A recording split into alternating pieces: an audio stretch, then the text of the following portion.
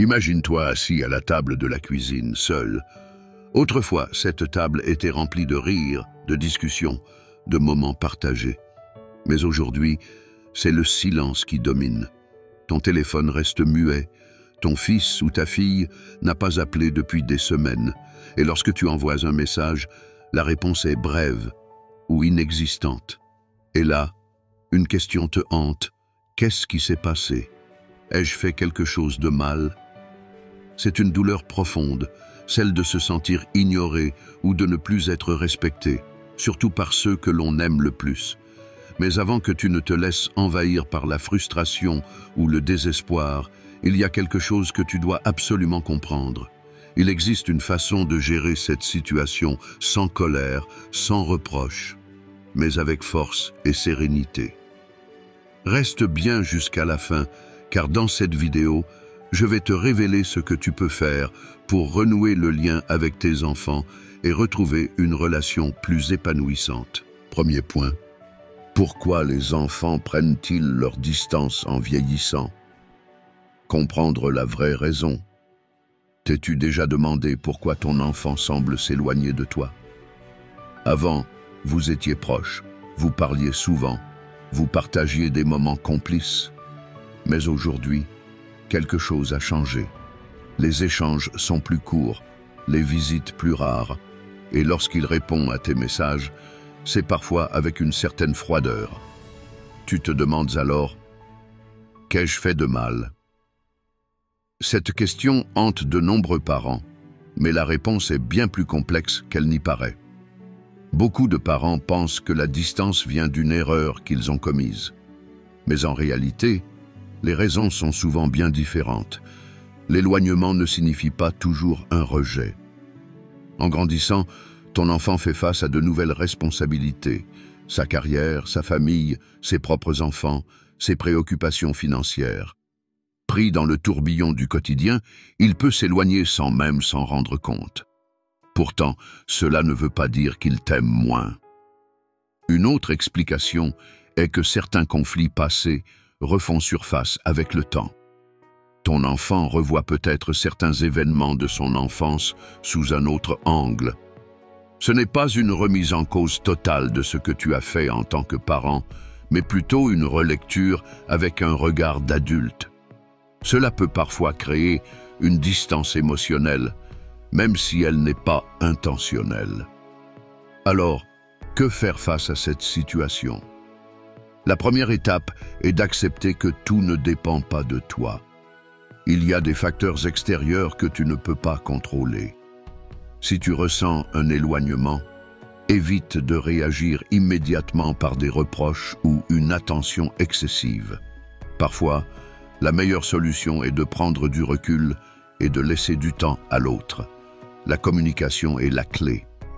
Au lieu d'envoyer des messages en boucle ou de te vexer lorsqu'il ne répond pas, essaie d'adopter un ton calme et bienveillant. Un simple « j'espère que tu vas bien, j'aimerais avoir de tes nouvelles quand tu en as envie » sera plus efficace qu'un long message rempli de reproches. Un autre point essentiel est ta propre attitude face à la situation. Si tu te focalises trop sur la distance, tu risques de tomber dans une spirale de pensées négatives. Demande-toi plutôt, comment puis-je recréer du lien? Comment puis-je être une présence positive dans sa vie sans m'imposer? Il n'existe pas de solution miracle, mais le plus important est de se rappeler que tu n'es pas seul. De nombreux parents traversent la même chose et il existe des moyens de renforcer la relation. Parfois, il suffit de laisser du temps, d'avoir une conversation sincère ou simplement d'adopter une attitude patiente et compréhensive. Et toi, as-tu vécu une situation similaire? Comment as-tu réagi? Partage ton expérience dans les commentaires. Ton témoignage peut aider d'autres parents. Deuxième point. Reconquérir le respect de ton enfant sans conflit ni drame. Tu n'as pas seulement l'impression que ton enfant s'éloigne, mais aussi qu'il ne te respecte plus. Avant, il écoutait tes conseils avec attention. Et maintenant, il lève les yeux au ciel ou te répond sèchement. C'est douloureux, surtout quand tu as tout donné pour lui. Mais voici une vérité essentielle. Le respect ne s'impose pas, il se gagne. Cela peut sembler dur à entendre, mais c'est la clé d'une relation saine. Beaucoup de parents confondent respect et obéissance.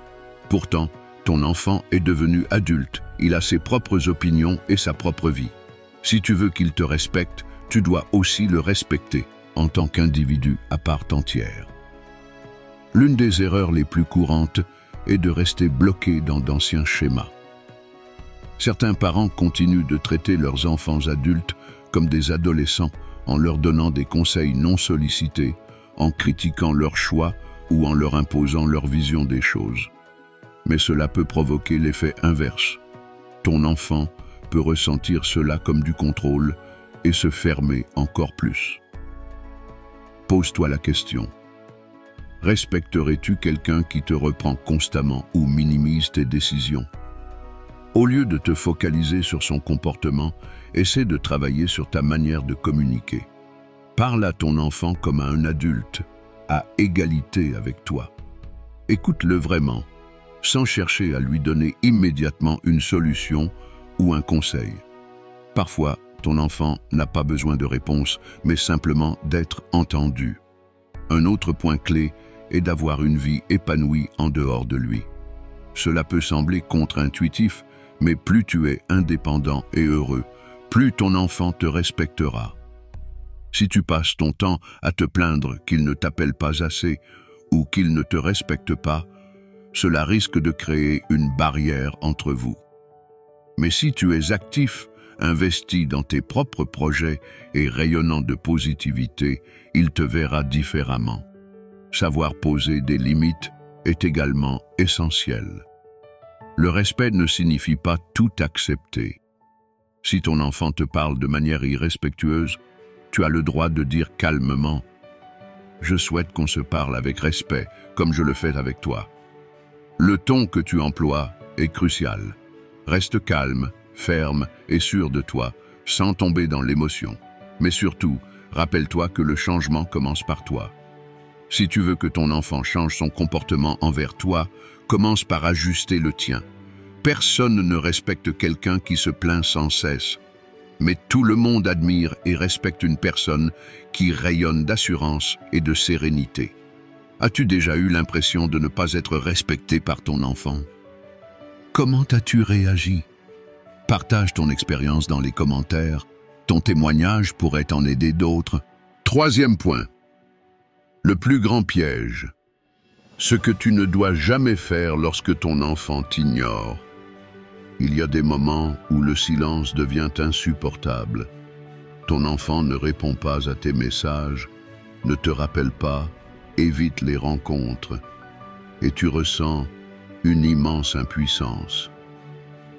Dans cette situation, beaucoup de parents font une erreur qui ne fait qu'aggraver la situation. Ils essaient de forcer la proximité. Malheureusement, cela peut pousser ton enfant à s'éloigner encore plus. L'un des réflexes les plus courants est d'envoyer encore plus de messages ou de faire des reproches. Des phrases comme « Pourquoi tu ne me donnes jamais de nouvelles ?» ou « Je suis déçu et que tu m'ignores » créent une pression émotionnelle, et cette pression entraîne généralement encore plus de distance. Ton enfant peut se sentir coupable, stressé, voire agacé. Résultat, il évite encore plus le contact au lieu de le rechercher. Un autre piège fréquent est le chantage émotionnel. Certains parents menacent inconsciemment de couper le lien s'ils ne reçoivent pas l'attention qu'ils souhaitent. Ils disent, par exemple, « Si c'est comme ça, ne viens plus me voir » ou encore « Je ne vais plus t'écrire puisque tu ne réponds jamais ». Mais ce type de réaction ne crée pas un rapprochement. Au contraire, cela génère des tensions et renforce l'éloignement. Parfois, les parents commettent aussi l'erreur de comparer leur enfant à d'autres. La fille de mon ami appelle sa mère chaque semaine « Pourquoi tu ne peux pas faire pareil ?» Mais ce genre de comparaison est souvent blessant.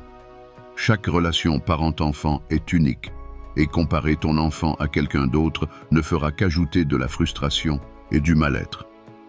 Au lieu de tomber dans ces pièges, essaye une autre approche.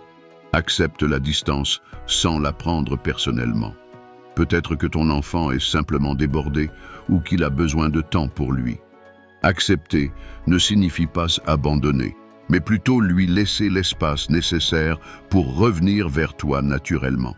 Plutôt que d'exiger du contact, opte pour des gestes bienveillants mais non contraignants. Une simple phrase comme « J'espère que tu vas bien, je suis là quand tu voudras parler » est bien plus puissante qu'un long message rempli de reproches. Elle montre que tu tiens à lui sans lui imposer quoi que ce soit. Enfin, apprends à être patient et les changements ne se font pas du jour au lendemain. Parfois, il suffit de lâcher prise et d'avoir confiance que ton enfant reviendra de lui-même. Plus tu es détendu et serein, plus ton enfant aura envie de te contacter. Et toi, as-tu déjà ressenti le besoin de trop insister? As-tu remarqué que cela avait un effet inverse? Partage ton expérience dans les commentaires. Ton témoignage peut aider d'autres parents. 4e point. Astuce psychologique. Comment faire en sorte que ton enfant te respecte et t'apprécie à nouveau? Imagine que ton enfant t'appelle soudainement, non pas parce qu'il a besoin de quelque chose, mais juste pour parler avec toi. Il te demande comment tu vas, s'intéresse à ta vie. Ce serait agréable, non? Mais comment parvenir à cela, surtout si aujourd'hui la situation est totalement différente? La clé n'est pas de mettre la pression, mais de changer subtilement ta façon d'agir. Un principe psychologique puissant est celui de la réciprocité du respect. Les gens traitent souvent les autres comme ils sont eux-mêmes traités. Si tu veux que ton enfant te respecte et t'apprécie, commence par reconnaître et valoriser ses choix et son mode de vie. Évite les critiques ou les conseils non sollicités. À la place, montre-lui que tu reconnais ses efforts et ses décisions. Un autre truc psychologique efficace est de susciter la curiosité de ton enfant sur ta propre vie. Si tu poses toujours les mêmes questions, comment ça va? Quoi de neuf? Ton enfant peut ressentir cela comme une obligation et ne pas avoir envie de répondre. Mais si tu lui parles de choses intéressantes que tu fais, il sera plus enclin à échanger avec toi. Raconte-lui des anecdotes, parle de tes projets. Ton enthousiasme peut l'attirer vers toi.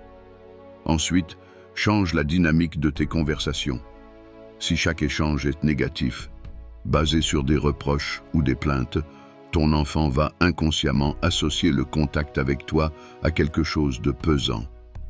Au lieu de cela, commence les discussions par des sujets légers, humoristiques ou positifs.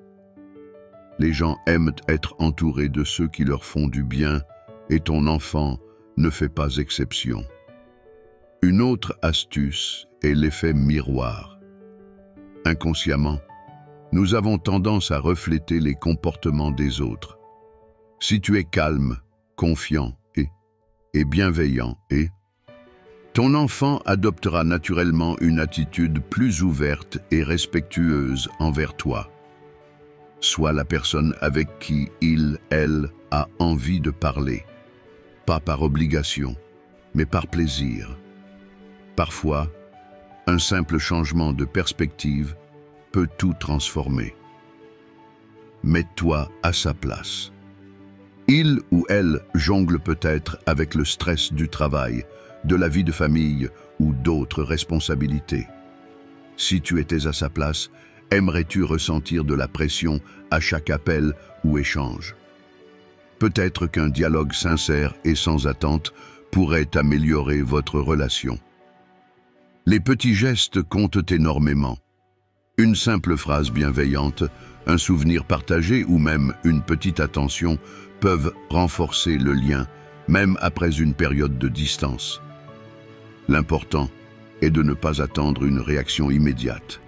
Laisse du temps aux choses de se faire naturellement.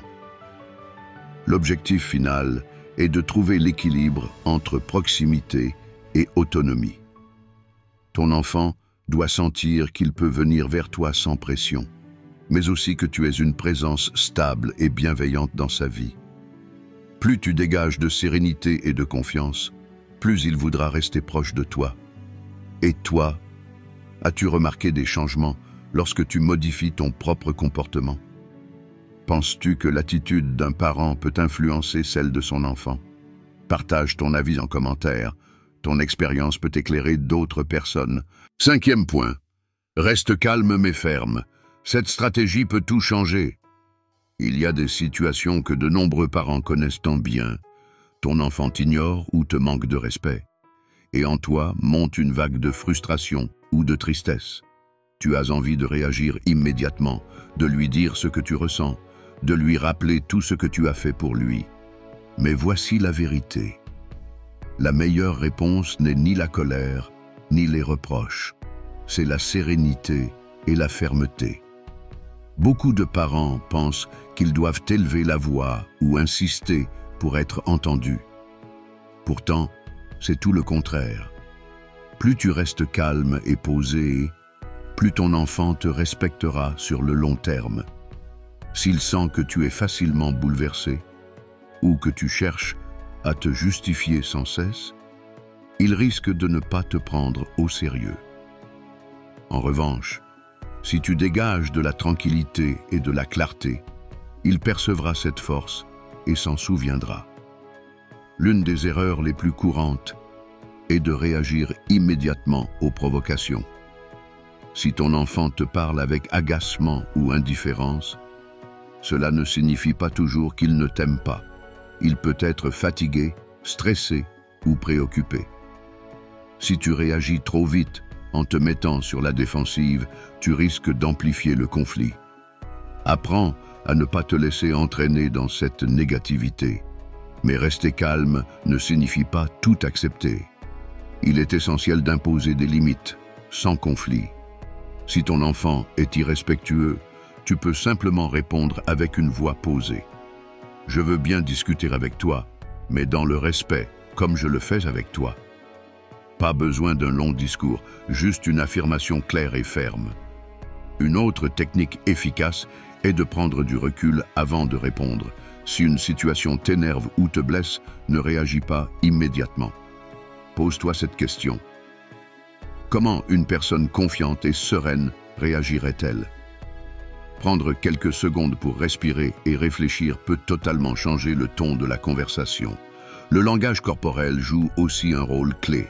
Parle lentement, garde un contact visuel, adopte une posture détendue mais assurée. Ton enfant capte ces signaux inconsciemment. Si tu dégages de la confiance et du calme, il sera plus enclin à t'écouter. Si tu appliques cette approche régulièrement, tu verras un changement dans ta relation avec ton enfant. Tu ne seras plus en position de faiblesse, mais dans une posture d'équilibre et de respect mutuel. Au lieu d'être celui ou celle qui court après l'attention, tu deviendras une figure de stabilité et de sérénité. Et cela se reflètera dans votre relation. Et toi, as-tu déjà essayé de rester calme et ferme face à une situation tendue avec ton enfant? Partage ton expérience dans les commentaires. 7e point. Le respect n'est pas à sens unique. Voici comment établir des limites claires et bienveillantes. Beaucoup de parents attendent du respect de la part de leurs enfants, mais se posent rarement la question inverse. Est-ce que moi aussi, je leur montre du respect? Une des erreurs les plus fréquentes est de croire que le respect est automatique simplement parce que l'on est parent. Mais en réalité, le respect est une relation réciproque. Il doit être mérité, démontré et cultivé. L'une des meilleures façons d'obtenir du respect est de le donner en retour, même lorsque c'est difficile. Attention, cela ne signifie pas que tu dois tout accepter. Au contraire, poser des limites claires et bienveillantes est une forme de respect envers toi-même et ton enfant le remarquera. Beaucoup de parents pensent qu'ils doivent tout tolérer pour ne pas perdre leur enfant. Pourtant, laisser passer des comportements irrespectueux envoie un mauvais signal. Cela lui montre qu'il peut te parler comme il veut, sans conséquence. Si ton enfant t'adresse des paroles blessantes ou adopte un comportement irrespectueux, il est important de lui faire comprendre que ce n'est pas acceptable. Mais comment poser ses limites sans entrer en conflit? Reste calme et ferme. Par exemple, tu peux dire « Je veux bien discuter avec toi, mais dans le respect. Je te parle avec respect et j'attends la même chose de toi. » Pas besoin de longs discours ou de disputes. Une simple phrase claire et posée suffit à rappeler les règles du respect mutuel. Il est aussi essentiel d'examiner ta propre façon de communiquer. Est-ce que tu coupes souvent la parole à ton enfant? Est-ce que tu minimises ses problèmes ou critiques trop ses choix? Le respect ne doit pas être à sens unique. Si tu veux qu'il te respecte, il faut aussi respecter ses opinions et son autonomie. Un piège courant est de céder aux remords du passé. Certains parents se sentent coupables d'erreurs qu'ils ont pu commettre quand leur enfant était jeune et pensent devoir accepter n'importe quel comportement aujourd'hui pour compenser. Mais cela ne fonctionne pas ainsi. Tu as le droit de reconnaître tes erreurs, mais aussi d'exiger le respect. Enfin, évite les conflits inutiles. Si ton enfant est en colère et parle mal, il vaut parfois mieux ne pas répondre tout de suite. Tu peux simplement dire « Je préfère qu'on parle plus tard, quand on sera plus calme ». Cela montre que tu ne tolères pas l'irrespect tout en évitant d'alimenter la tension. Le respect est une question d'équilibre. Plus tu imposes des limites avec calme et assurance, plus ton enfant comprendra que la relation fonctionne sur une base d'égalité et non de hiérarchie. Un respect authentique ne peut exister que dans une relation où chacun est écouté et valorisé. Et toi, as-tu déjà dû poser des limites à ton enfant pour qu'il te respecte davantage? Dis-moi en commentaire comment tu as géré cette situation. Maintenant, c'est à toi. Qu'en penses-tu? Chaque relation parent-enfant est unique. Et parfois, il suffit d'un petit changement pour rétablir la connexion et le respect. Peut-être que cette vidéo t'a offert une nouvelle perspective ou que tu t'es reconnu dans certaines situations. Mais maintenant, j'aimerais connaître ton avis. As-tu déjà vécu une période où ton enfant s'éloignait?